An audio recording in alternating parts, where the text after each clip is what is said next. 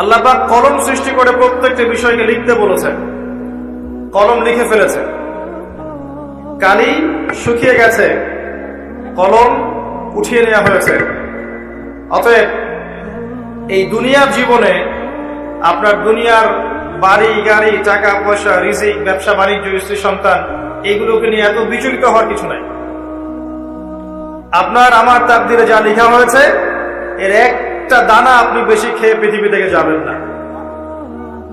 আর আপনার আমার রিজিকে যা আছে তার এক চুল রেখে আপনি দুনিয়া থেকে যাবেন না। এটাই চূড়ান্ত সত্য কথা। আপনি ঘুষ খান আর সুদ খান আর দুর্নীতি করেন আর মানুষের সম্পদ আত্মসাৎই করেন না কেন, যতটুকু লেখা আছে আপনার তাকদিরে এর বেশি আপনি কিচ্ছু পাবেন না। আর আপনি হালালে থাকার জন্য যতই কষ্ট করেন, হালালে আছেন, সবজি বিক্রি করে খাচ্ছেন, আপনি ছোটখাটো ব্যবসা করছেন, মানুষ আপনাকে দাম দেয় না, আন্ডারএস্টিমেট করে, গরিব বলে, ফকির মিসকিন বলে, কিন্তু আপনার তাকদিরে যা আছে আপনি সেটাই পাবেন, এর বেশি আপনি কিচ্ছু পাবেন। হুয়াল আউয়াল ওয়াল আখির, আল্লাহ পাক প্রথম এবং আল্লাহই শেষ।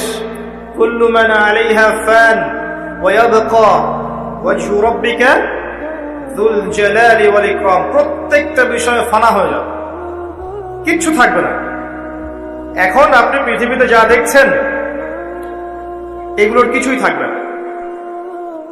প্রত্যেক মানুষ, প্রত্যেকটা জিন, প্রত্যেক উদ্ভিদ, প্রত্যেক এই প্রাণী, আকাশ, মহাবিশ্ব সবাই শেষ হয়ে যাবে, কিচ্ছু থাকবে না।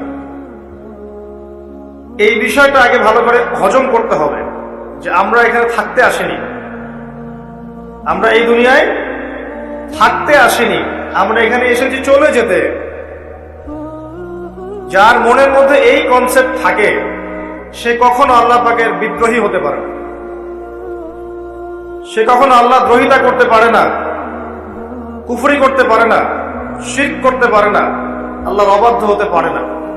যার মনের মধ্যে এই চিন্তা বদ্ধমূল যে আমি এখানে থাকতে আসিনি, আমি এখানে মুসাফিরের মতো এসেছি, গাছের ছায়া বিশ্রাম নিচ্ছি, বিশ্রাম নিয়ে শেষ হবে চলে যাব।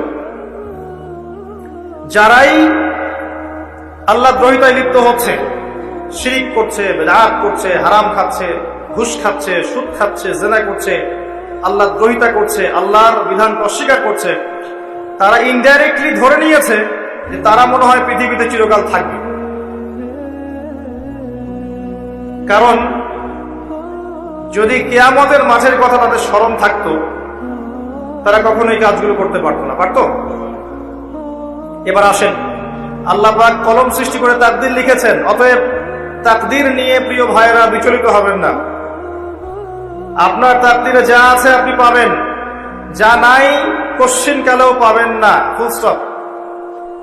আপনার তাকদীরে যা আছে আপনি পাবেন, না পেয়ে আপনি দুনিয়া থেকে যাবেন না, ফুল স্টপ।